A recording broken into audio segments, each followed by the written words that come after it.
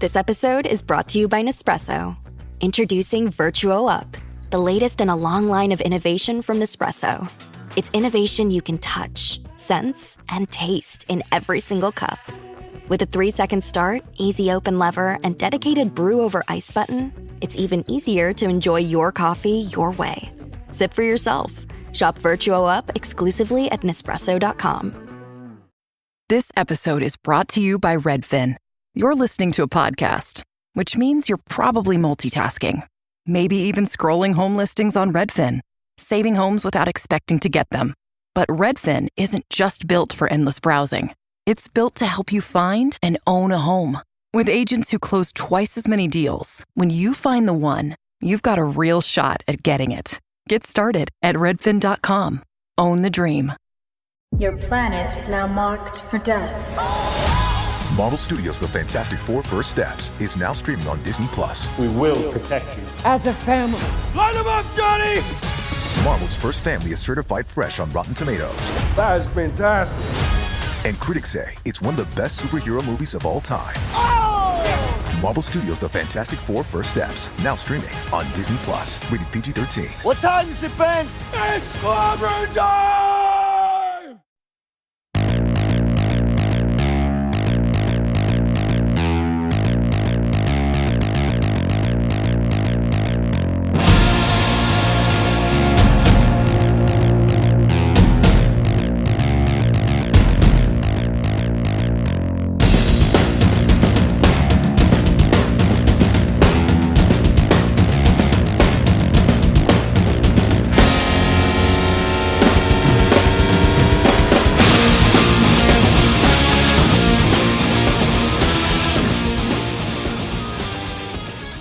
Good evening, everybody. It is Jay Scott. This is The Hook Rocks, the ultimate rock community podcast. Hope you're doing well. Hope you're staying healthy. Hope you're practicing social distancing, not breathing on anybody, not sneezing on anybody, not coughing on anybody. Hopefully we'll get through this soon. The sooner the better. I need to go to a rock show. I haven't been to one in a long time. And this whole year feels like one big giant day of crap. But we're here for you. We're talking music like we always do, and we're here to feature another new great band on the New Music Spotlight. That band is from Columbus, Ohio. The band is called South of Eden, and my guest today is Ehab Omran. How you doing, man? Hey, I'm doing good today, man. How are you? I'm doing excellent, man. I've been waiting to do this with you guys for months because I've been really excited about the debut release that's coming out tomorrow, and this will air on Friday. So for people listening, that's today. But ever since you guys were Black Coffee and you guys released your album Take One with the single Barely Know Her, I've been just like, this band is incredible. I can't wait for more music. I've been looking forward to it, and here we are on the eve of the EP release, and I'm just stoked and ecstatic about it. That is so awesome, man. I really appreciate all the kind words and all the love, man. Yeah, it's been a great journey thus far, man, and we're so excited for people to finally get to hear this, hear this new music, especially people like you that have been here for a while.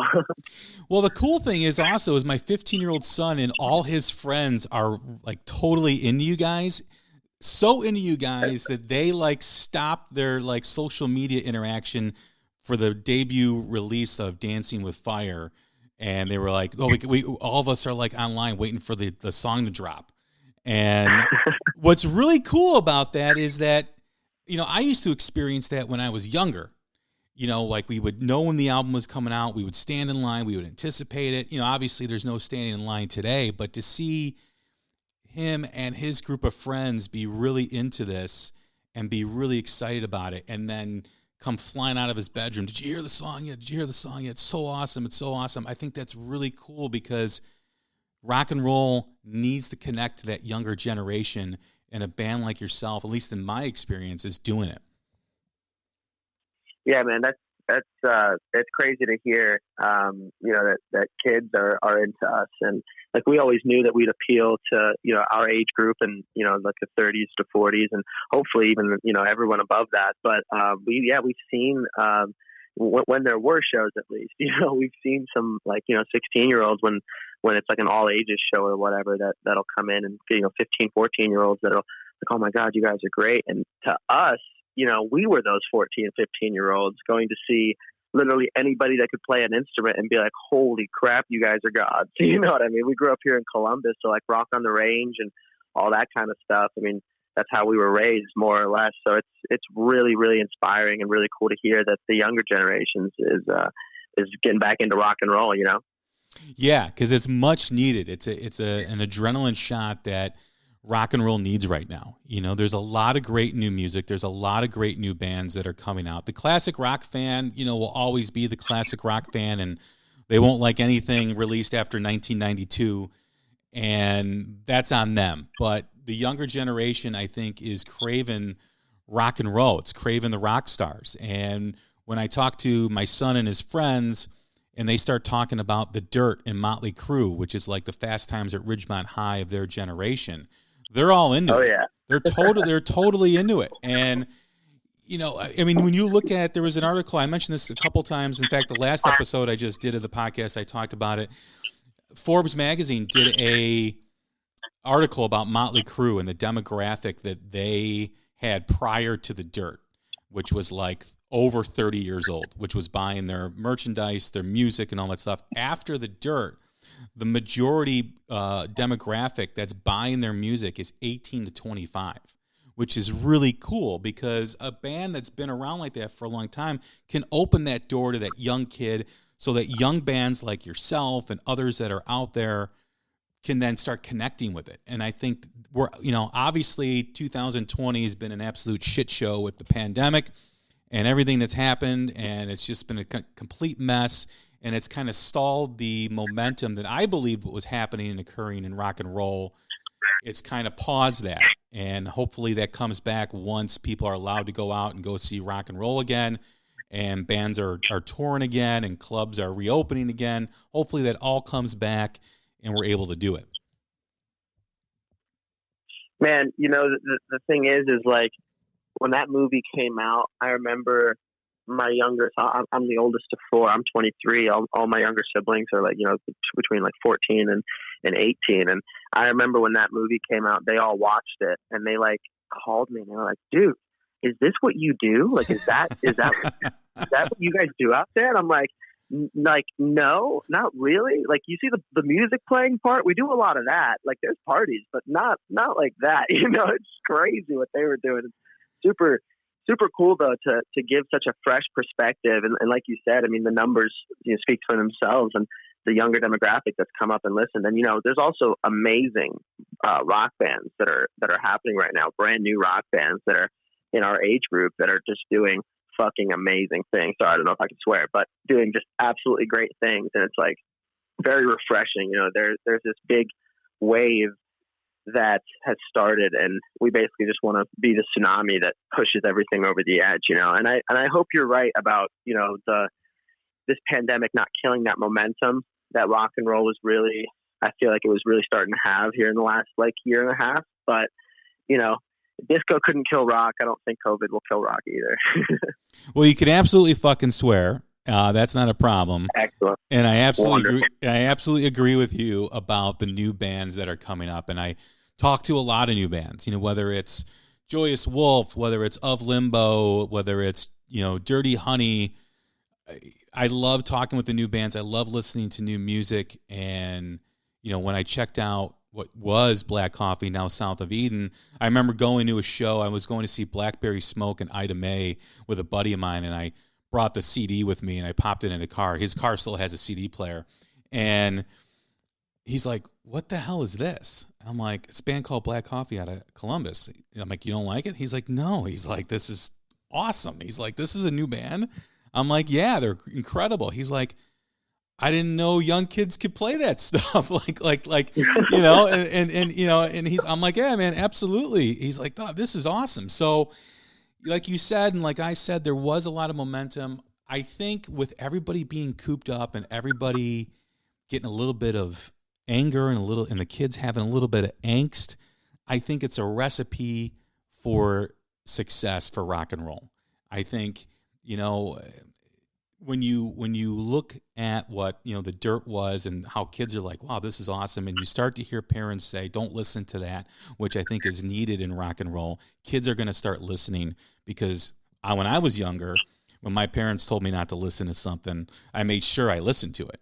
I made sure I bought it. I made sure I hit it, and that's what the essence of rock and roll is. And I think that has to come back for the kids to be like, oh, why doesn't my dad want me to listen to this? Why doesn't my mom want me to listen to this? I'm going to check it out. And then it starts that whole vibe with the kids in high school and junior high and stuff like that. And it creates a whole like scene itself, with trade in music and all that stuff. So I think, we were on our way. I think hopefully it'll come back. I think it will, but let's keep our fingers crossed. No, I completely agree with you. And, the thing is like all those bands you mentioned, like I know all of them and they're all such cool people and such great musicians, and everybody that, is playing music right now is so fucking talented. And it's amazing to know that there are younger people that are playing this music. And what's really cool with the fans is like, what I think is going to draw a lot of people to us in that kind of don't listen to your parents kind of a thing is that, a lot of the lyrics and a lot of the messages that we're trying to get across in our music, they're not like exactly the happiest of things. There's a lot of anger in a lot of the stuff that we write, and there's it's a lot of just basically feeling like what do you think is a choice, if you're trying to more or less pick between the shinier of two turds, whether that's you can take that however you want, at any aspect of your life. So I think a lot of people will be able to really like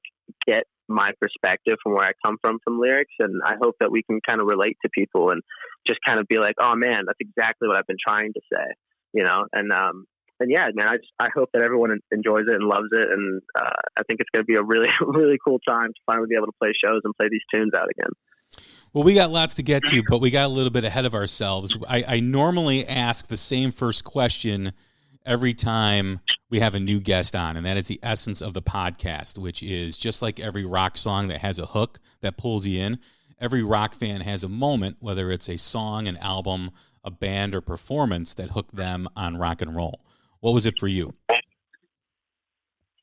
Oh man, what put me on rock and roll? That's an awesome question. Because most people ask me like, how did you get into music? And then we start talking about like Michael Jackson. And it's a whole nother thing. But what got me into rock and roll, man, really was our bass player. His name is Nick Freddie Ann. So obviously before, when we were Black Coffee, we were a three-piece and I was playing bass. But I've known Nick for, something like 10 years or something like that, since we were kids. And he more or less heard from some girl that we were going to school with that I could sing. And again, we're talking like Michael Jackson, Phil Collins kind of singing. And he took that as, oh, you can sing? Well, cool. I need a singer for my little garage band that he had at the time. And he was like, here, listen to these, 2 or 3 songs. And he showed me Rocket Queen by Guns N' Roses, Run to the Hills by Iron Maiden, and like some Megadeth song. And to somebody that had no idea what the genre was, let alone like what this kind of singing is, like this throaty, raspy, like what is this garbage kind of a thing, for me at least, in my perspective, listening to that, like I remember texting him like, dude, I can't tell what these people are saying. Like what is this? At least like with Iron Maiden, you can, it's very operatic. You could kind of tell what was happening. But I went to the rehearsal and like I sang or whatever. And I remember him looking at me and just being like, yeah, you could do this, and that's all it took really for me to just be like, holy crap, I could do this, and just like start singing in the mirror and really getting into it. I think I was about like 15 years old. That's such an interesting connection because you're going from basic, Michael Jackson pop music into, Iron Maiden, Megadeth, Guns N' Roses, these iconic bands, and now you're singing in this garage with your buddy. Where did it go from there? Like after that happened, like what did you start to get into and what did you start to listen to? Yeah, man. After that, I mean, Nick and I listened to like 80s and 90s. It was a lot of Pearl Jam, Alice in Chains, Nirvana, Motley Crue, Guns N' Roses. We got into Aerosmith, like all that kind of stuff, and a lot of Metallica. Honestly, I can probably play more Metallica songs on the guitar than any other band, even though like we don't really play that kind of stuff. But just very influenced off of the like post hair glam scene. We really liked the grungy feel. We were, got into Avenged Sevenfold and all that kind of stuff. And we started a whole bunch of different kinds of bands that I was singing. He was playing bass, and there'd be different combinations of people in them just through the Columbus scene. And while that was happening, Justin and Tommy, who were the drummer and guitarist of South of Eden, they were in a band called Plain Old Henry, kind of doing the exact same thing that we were doing, just kind of, in opposite lanes. And we're all like 16 years old, just kind of doing the same thing, opening for each other, not really knowing like each other in terms of like hanging out and stuff. But we all knew like, oh yeah, that's that drummer dude with the blue Vista lights, oh yeah, that's that crazy guitar player or whatever. And just kind of meet up at different places that we were playing. And as we moved on from there, man, it's like, Nick went to Boston to follow a different band because I ended up going to college, and so did a couple other people in our band. And then Justin in his own band with Tommy ended up going to Boston as well to go to Berkeley Music College, or College of Music. And so anyway, more or less, me and Tommy ended up bumping into each other at OSU, and that we started a band ourselves. And then you have all these like hybrid formations of these many bands while Nick and Justin are in Boston. One's at Berkeley, one's just kind of, being a bum around campus and playing in his own rock bands and doing his own thing. So next thing you knew, Justin came back for a winter vacation, and he was like, "Oh, dude, like, I know Ehab, I was telling you guys you should get together. We should totally jam sometime." So Tommy more or less like formally introduced me to Justin, and that's how Black Coffee became a thing. Nick came back from Boston. I got tired of playing bass, and we started, we held bass auditions, and all these people auditioned, and Nick was just like that glove that fit on. And next thing you know, we were signed, and then we were in LA and recording this album, and now we're South of Eden, man. Yeah, I remember when you guys were doing the showcase out there. I think it was the Viper Room, and was it the Whiskey? Yeah, Yep, it was the Viper Room in April of last year. How was that experience for you? Going from Columbus, all of a sudden now you're doing a showcase in LA, in Hollywood, you're hoping to get, some sort of record deal. You've got a great product with the songs that you guys have. Take One, independent release that was awesome. How was that process? Was it like what you thought it was going to be like with the music business, or was it completely different? It was very different because I wasn't very savvy as to what the music did. Like, I feel like I have a lot of cool tricks up my sleeve when it comes to how to promote a band, how to write good music, how to, make a band go from nothing to something. But when it comes to like who are you going to call for your booking agent? Who's your lawyer? Like that kind of stuff. I didn't have any of that in place really until, like really talks of festivals and stuff were happening, which was before we got signed. And then eventually, we went producer hunting because we knew that we wanted to make this new album, and we knew that Nick was in the band now, and we had all these great songs. And 1, 2, 3, 4, 5 basically led to us finding Greg Wells, who basically took this giant step forward of like, hey, quit looking. Like, I am your guy. Like, this is who you want because I've been looking for you guys for 20 years.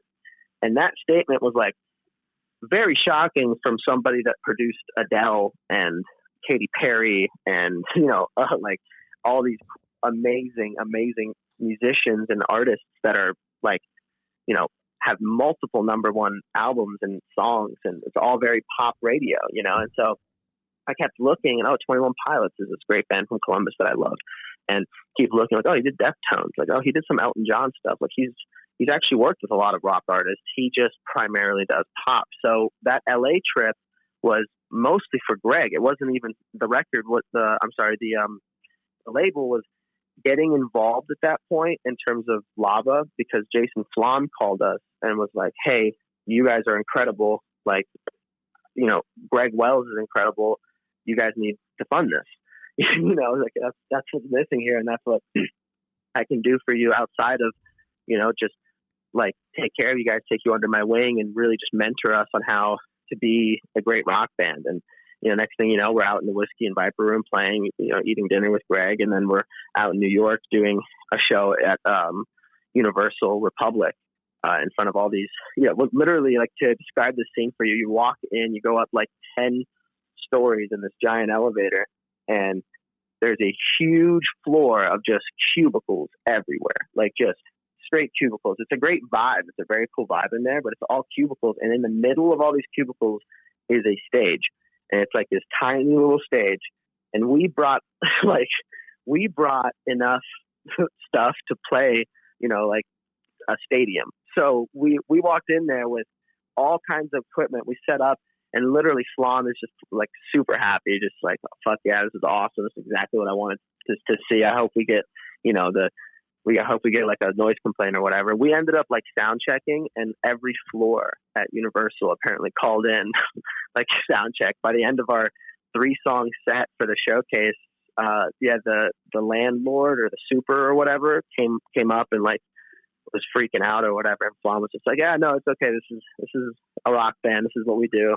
It was super surreal, man, and very different than what I thought it was going to be. There was no like suits and ties. There was no like, all of that bullshit was just not there. It was a very, very cool setting. And I will say that I think the reason that setting was what it is because of, at the end of the day, who Lava is and who Greg Wells and Flom and all these people are. We got very lucky to be in the midst of very kind, big-hearted people. That's a great story. I'm just kind of trying to envision, the stage in the middle of all these cubicles, and then the super and the landlord. Crazy. That's an awesome story. That is so cool. So you hit the studio. Yeah, you hit the studio and you're recording. What was behind the decision to release an EP versus a full-length album at this point? It was a decision that, like, basically you had to choke us out to do, because we did not want to do it, at all.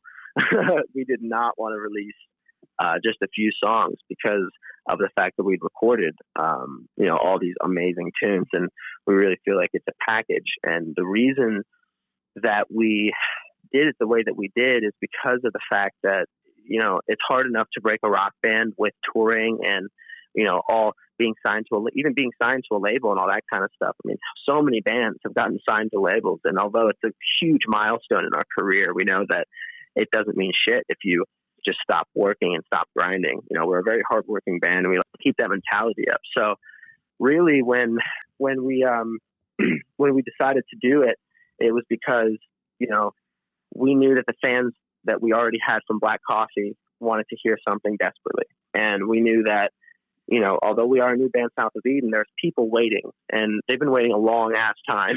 So at first we were like, listen, we talked to management, we talked to the label, we talked to everybody, and everybody was telling us the same thing, which more or less was, this is such a great band. And we're so humbled that they tell us that, by the way. It's so cool to hear everybody talk so positively about us. But more or less they were like, this is such great music, such a great band. We shouldn't gamble. We shouldn't take a risk and release right now when we have no idea what's going to happen.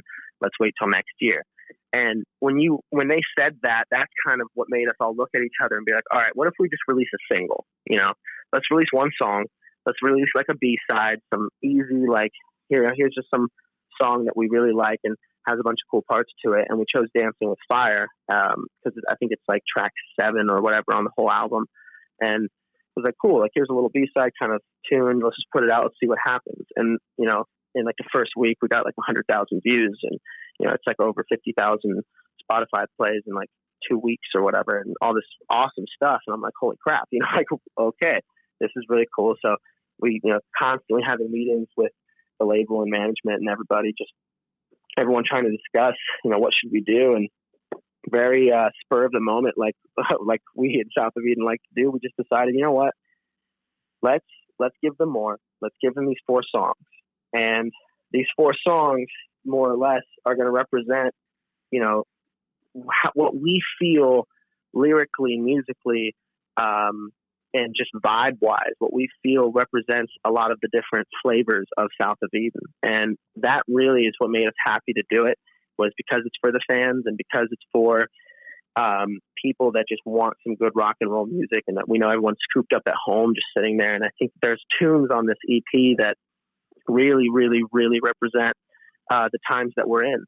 And it's called The Talk, and the title track off of it is also called The Talk. It's a song about, feeling like you don't really have a choice in the matter of things. It's a song about feeling like you're getting all these directions from all these people, whether it's your manager, your parents, your president, whatever it may be. All these people are telling you to do all these things, and they're contradicting. And the main hook of the song is, what do you want? Because all you do is talk, talk, talk. And I think that's going to be one of those songs that people can really sink their teeth into and kind of understand where I was coming from. So that's the long answer.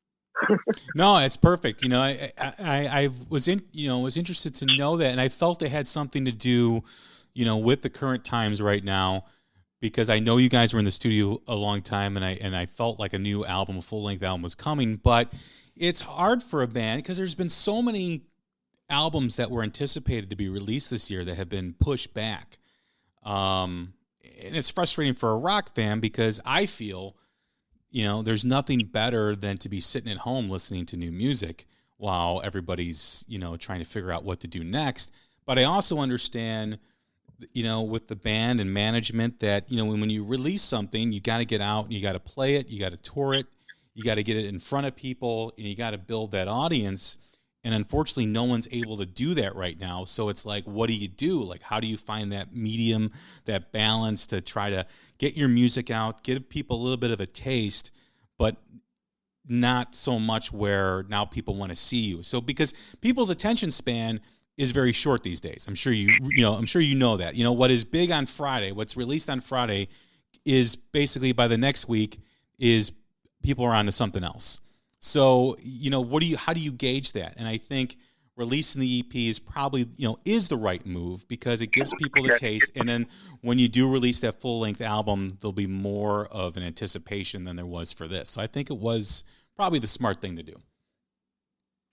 Yeah, I appreciate you saying that. It was definitely it was a heavy decision, and I'm glad that we are doing it this way because just the DMs, the comments, all these fans, they're so excited about it, fans and friends, that's really what they are. They are pumped, and that's all we wanted to see. In terms of like gauging a response, we definitely have more than one trick up our sleeves. We have, this EP coming, there's videos coming, there's, if I can say there's an Audio Slave cover coming, I'll just kind of give you that little bit of information. But there's a lot of cool stuff that's going to be coming out. We're also in studio here in Columbus, doing a bunch of acoustic tracks that are already finished and mastered and ready to go as well. So we have a plethora of content, music, videos, all that fun stuff, and we have a pretty cool rollout plan that we're excited to show everybody. So I think as you see music and stuff coming out from us tomorrow, next week, you'll see more stuff, and we'll just keep giving everybody, exactly what they're looking for and exactly what we've been doing. It's been so much fun, really. It's been a pleasure to just be able to record and write music and do stuff. If there's anything positive that's to come out of this pandemic, it's inspiration. I agree. Music can heal people. And, when people are sitting in their house for months and not knowing what to do, music can lead the way. And whatever, you want to listen to, whatever genre you want, it can always help. And for me, it's always been rock and roll. It's always been kind of the voice of for me. And it's always been that go-to whenever I need something. And I think giving your fans what they've wanted here for months on months, like myself, I think it's a nice taste. And I think just having them know that more is coming is good for them as well. Absolutely. Yeah, I appreciate you saying that, man. It definitely makes the decision feel like the right one. Yeah, because but yeah, man, it's kind of one of those things where it's like, what even is the right decision? My favorite thing that these experts, these professionals that work at either our label or management or whatever it is, my favorite thing that they've told me is no one is an expert at anything when it comes to the music business. There's no way to predict a trend. There's no way to know what the next breaking thing is, but what you can do is you can sign artists that you believe in. And because you believe in those people, you're going to take risks for them. And that to me is like such an amazing, amazing lifestyle and, train of thought to go by. Because for us at South of Eden, our entire thought process has always been, like if no one else is doing that, why? Let's go do that. Let's just see why no one else is doing it. And if it's crappy, then all right, that's why no one's doing it. But if it's just hard, then okay, let's just work at it, and make it great. It'd be a lot easier, I think, to record to a click track and to, use auto tune and just copy paste stuff. I'm not saying that there's no talent behind that. There's a lot of many gifted, talented people, and a lot of my idols, do that, and it's totally fine. But I think the harder version of it is to sit down and really look at each other and feel the vibe, and no copy paste, no click track, record it to tape and just make it sound like a bunch of hippies hanging out in a room. The one thing I noticed in the songs that I've heard, on the EP, The Talk, is power. That's like one of the things that I kind of how I describe it to people is like, I'm listening to the music and it just feels like a locomotive, and it feels like it's just so powerful. Whether it's you're singing, whether it's the music, it just feels like a big sweeping punch, and I love it. It makes me feel like I'm listening to the bands that I grew up with. And you hear the influences that you guys have. I mean, obviously you wear them on your sleeve, and you can hear the Guns N' Roses, you can hear the AC/DCs, the Aerosmiths, the Van Halens, and there's even a touch of like Lenny Kravitz in a couple of the songs too, which I really like, oh, that's really intriguing, that's really awesome. But what's really cool about the band is that you guys have a swagger, and you that swagger comes through in the music and the video that you guys just released with Dancing with Fire. It just feels like, when I couldn't help but feel like I'm watching Van Halen like in 1982, 1981 with that swagger with David Lee Roth, where they don't give a fuck. They're playing, they're having a good time, they enjoy playing with each other. Well, we found out later that Van Halen really didn't enjoy playing with each other, but you know what I mean? It was just like, it was like, wow, like this is bringing it back. This is like, you guys don't sound like any particular band. You guys sound unique and modern, but you can totally tell the influences. And like I said, man, it's just so, it's like so full. The music is so full and powerful. Thank you, man. Yeah, man, we wear our influences on our sleeves, and I don't know how we came across this sound, whatever the hell it is we do, but we knew that when the four of us played together, that's when that sound happens. And that was really, that's all it took for us. So cool. Like, so that apparently is how we do this, let's keep doing this. So it's, it's not broke, don't fix it kind of a mentality. And you're definitely right that have you heard the EP? You've yes. heard the full EP or? Yeah. Okay. Yes.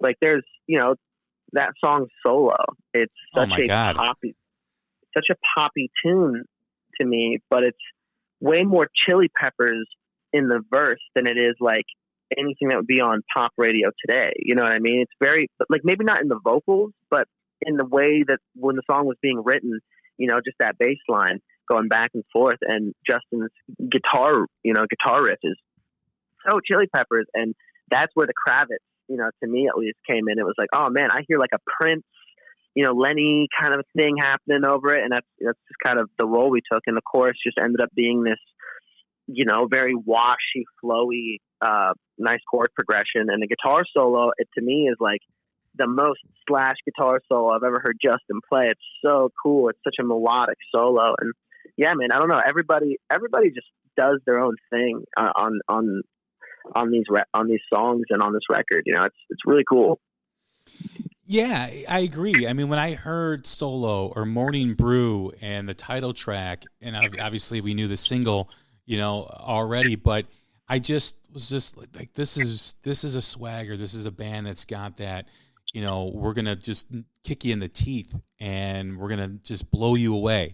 And that's awesome, because I've been a big proponent of one of the things lacking in rock music is the rock star. You know, what happened to the rock star? And I think a lot of these new bands that are coming up can definitely develop into that. You know, I mean, whether it's, you know, Nick Reese from Joyous Wolf, who I think's got a great presence on stage, and Mark LaBelle from Dirty Honey, and yourself and you guys as a band, as an entity, have you seen the video and having that come through my screen?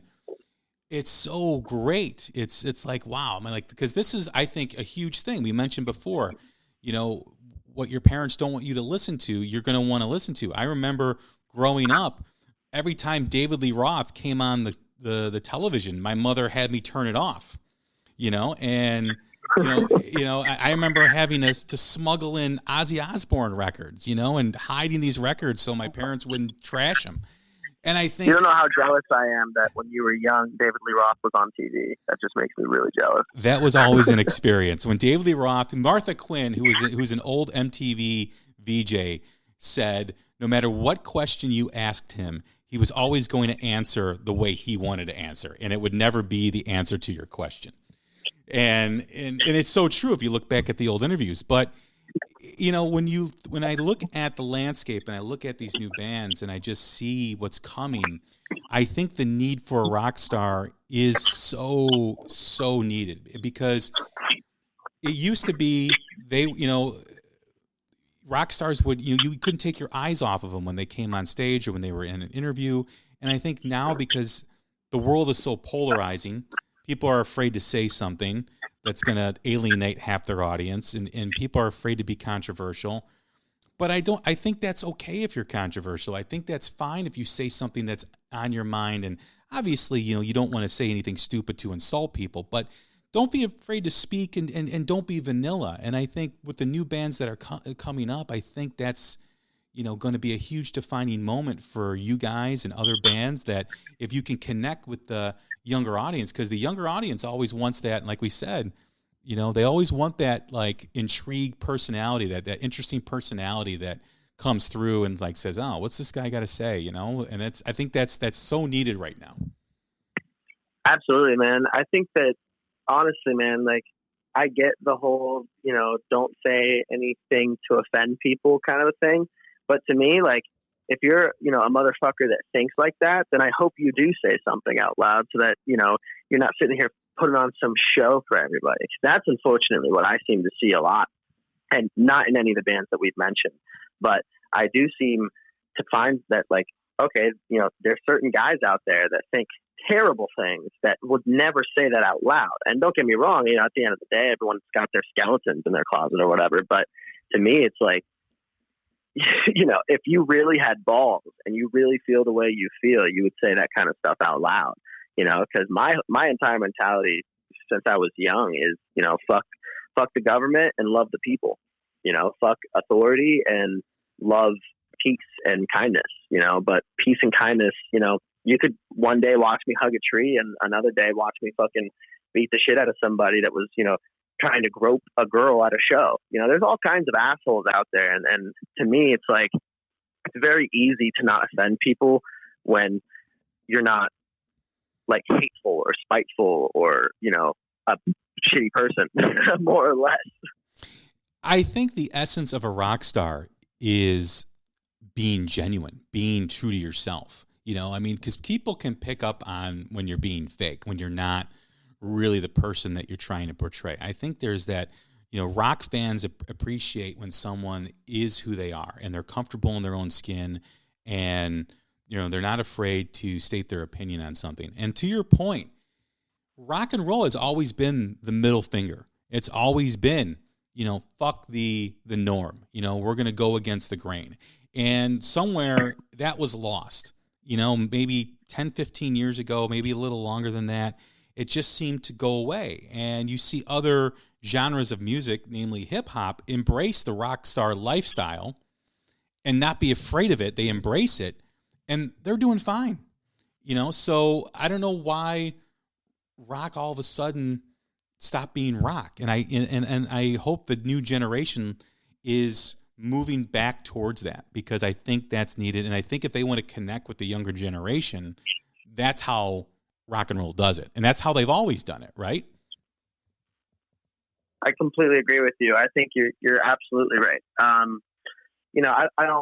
can't really speak on what is a rock star, because I wouldn't, it sounds like a strange thing to call yourself. I wouldn't call myself a rock star. I'd call myself a musician, but I understand like what you mean by that.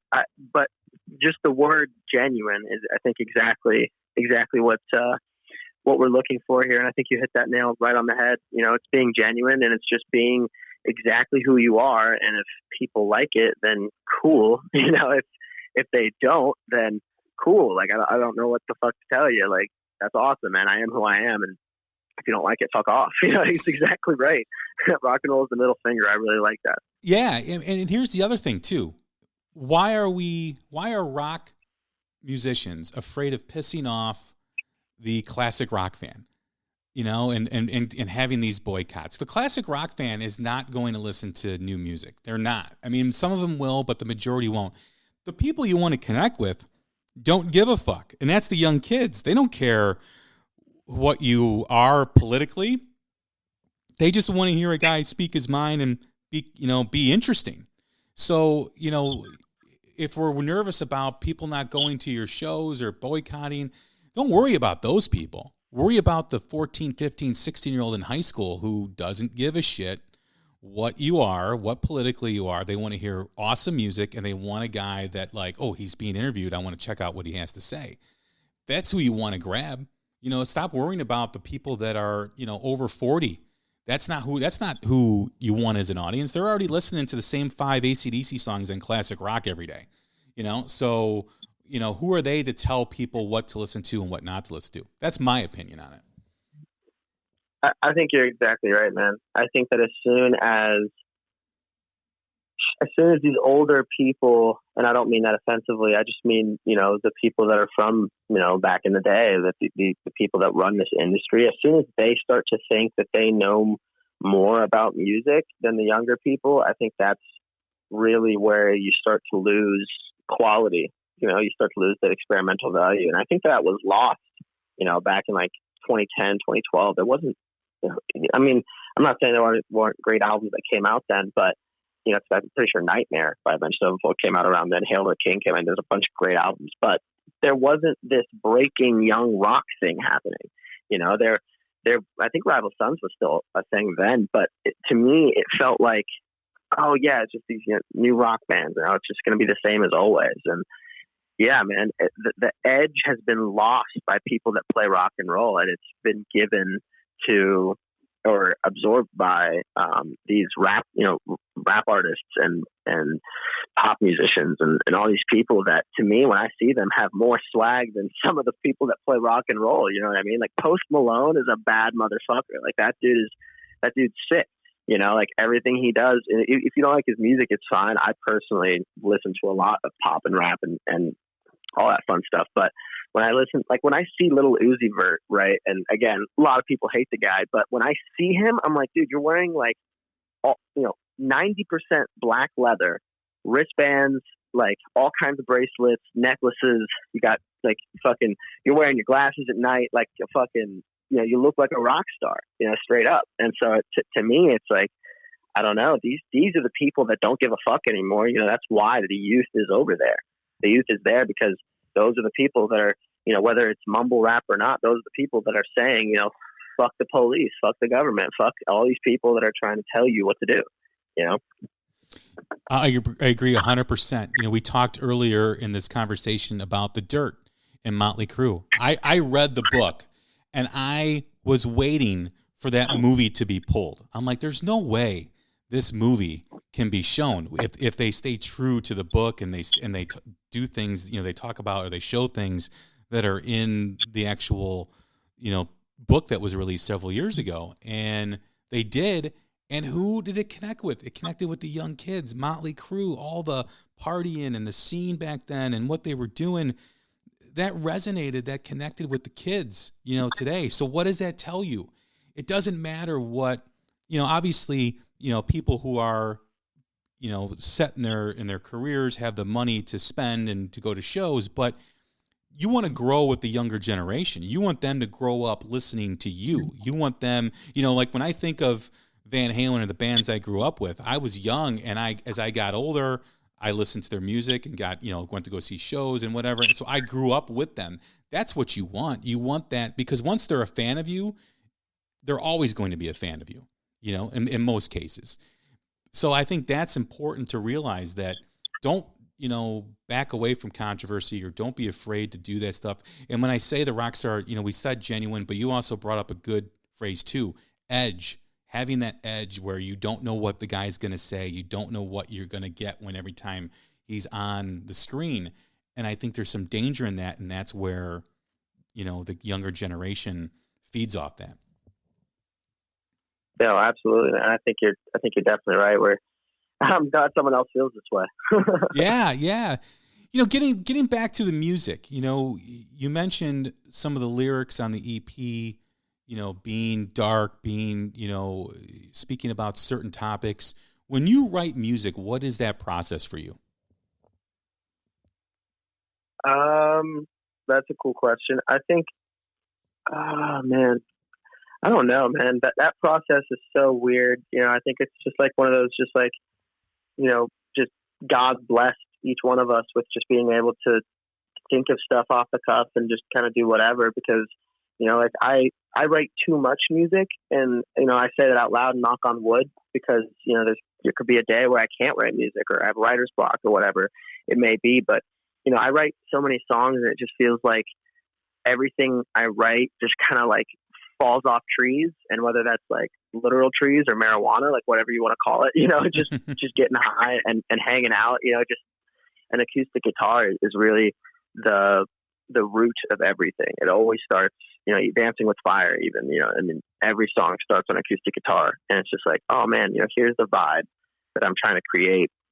And I can hear everything behind it kind of as I'm writing it. And the best part of writing music is when we write together, and, I'm going through the process of, like, more or less, it feels like I'm holding in a sneeze until I can, like, get exactly what I'm trying to do out. And then Justin will, like, either just come up with an amazing, oh dude, this is what it sounds like you're trying to do, and it's perfect. Or Justin will, like, try to learn what I'm trying to do, and he'll fuck it up.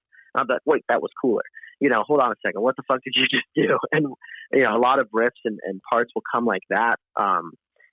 Melodies and lyrics are just kind of like it just depends on the day. I have a little journal. I write a lot of things in that, just to kind of help, clear my mind space. And, I don't know, lyrics a lot of times come with melody. Like, as I'm listening to something, however I'm feeling in that moment, a melody will come out, and usually it has words. It has certain things that I will hook onto. Like, maybe it doesn't have all the words, but there's a couple really cool words in the beginning, and there's a couple cool words at the end. And I'm like, all right, let's write these down real quick. And yeah, a lot of stuff doesn't get recorded. Like, I know a lot of people, like, as soon as they, like, oh my God, I got to record this. Like, we don't really do that.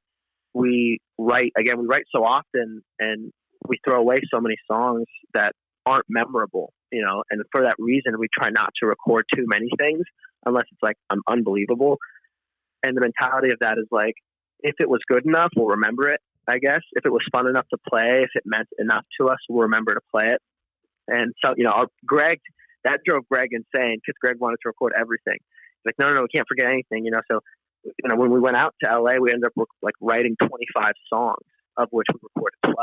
I think 10 of them are going to come out on that full album. And then, we have some cool, like, movie stuff that hopefully will be happening as well next year. But, the songwriting process really is different every day. It's a very unique thing to us, and we're we thank God every day that we're able to write songs.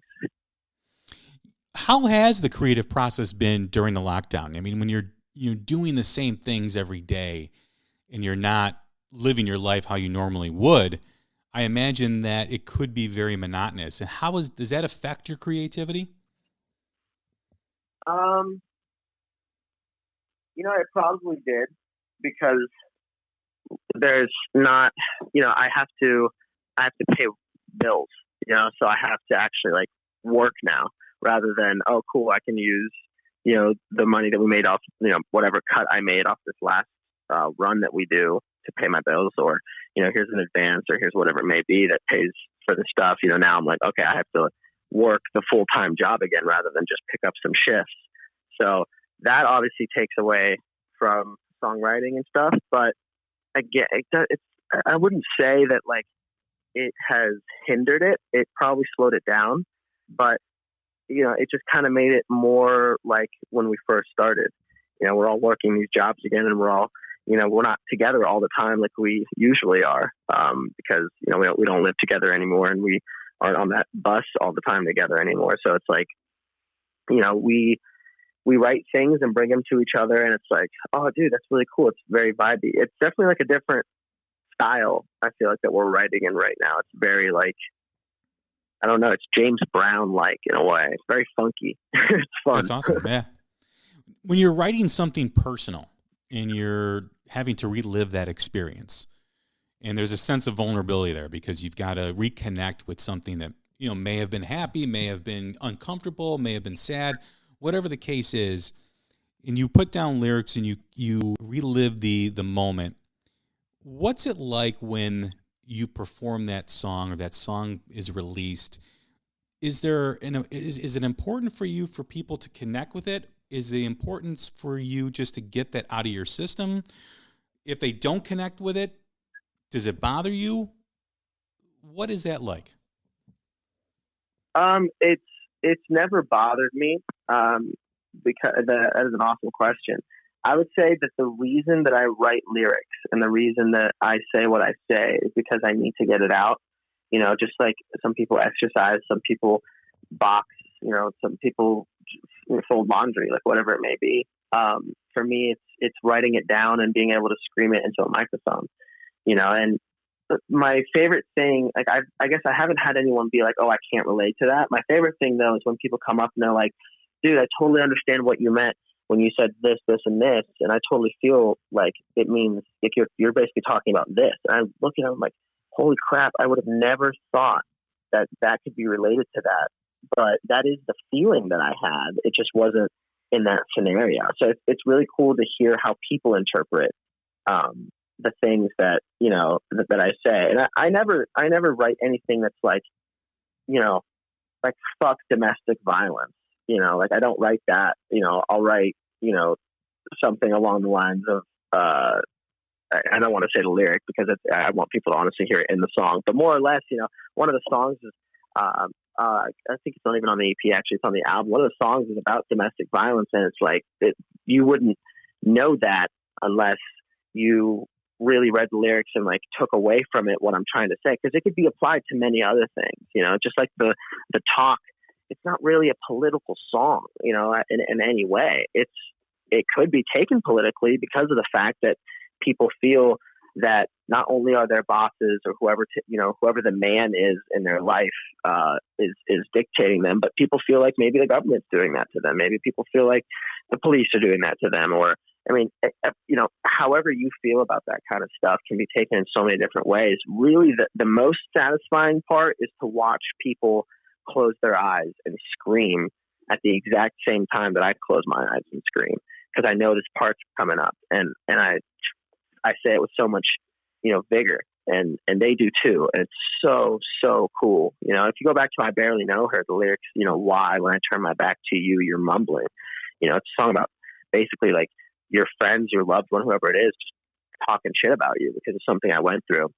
You sigh when I come your way, like that whole, like all of that stuff. I could have easily just been like, why don't you like me? You know what I mean? Like it's really easy, but I like to give room for interpretation. Yeah, because everybody, like you said, connects with it differently and has, it's like art. When you go to a museum and you look at a painting on a wall, you see something completely different than the person next to you. And, that's really a cool thing when a song can do that, when a song can be like a chameleon and mean different things and be able to change as you get older. Like there's even songs that you heard or I heard, when I was younger that meant something different back then than it means now. And I have a totally different perspective on life. So the song changed. So for me at least, I know that freaking Dixie Chicks or whoever originally wrote the people get older, that song. Every time I hear it, like when I first heard that song, I was like, that's a stupid song. And then like every time I hear it, I'm like, I'm getting older too, man. It's just fucking weird. Well, there's also that element too. Like you could hear an album, and there's always those couple of songs where you're like, oh, it's okay, and you kind of skip over them as you play the album. And then like 5 years later, you got the album playing, and you're like, oh wow, this is a really good song. Like, how come I didn't appreciate it back then as I do now? And it's just, music is all about timing too, right? It's about what you're feeling, what you're going through, what is happening around you. So you might be in a completely different place, and the song that didn't connect with you when you first heard it, all of a sudden, because your life has changed and you've evolved as a person, the song has a completely different meaning to you and has a completely different connection. Exactly, man. That's exactly right. Well, Ehab, it has been a blast. I appreciate you coming on and doing this. It was a great conversation. I'm really excited about the EP coming out. If you're listening to this, it's Friday. It's August 21st. The EP is out. You must go and get it. If you are a rock fan, this must be in your collection. You must play it as loud as you possibly can for as long as you can, because it is freaking phenomenal. So, Ehab Omran from South of Eden, thanks for coming on, man. Man, a pleasure. Thank you for having me on. Thank you for all your kind words. And to everybody listening, you can follow us at South of Eden Band. And we appreciate everybody, supporting us and being there for us since day one. And if you're brand new, then, welcome to the show. Thanks, man. Well, awesome, man. Thanks again for doing this. I appreciate it. Once again, everybody, this is Jay Scott. This is the Hook Rocks, the Ultimate Rock Community Podcast. Stay safe, stay healthy, and we'll talk again soon. Thank you.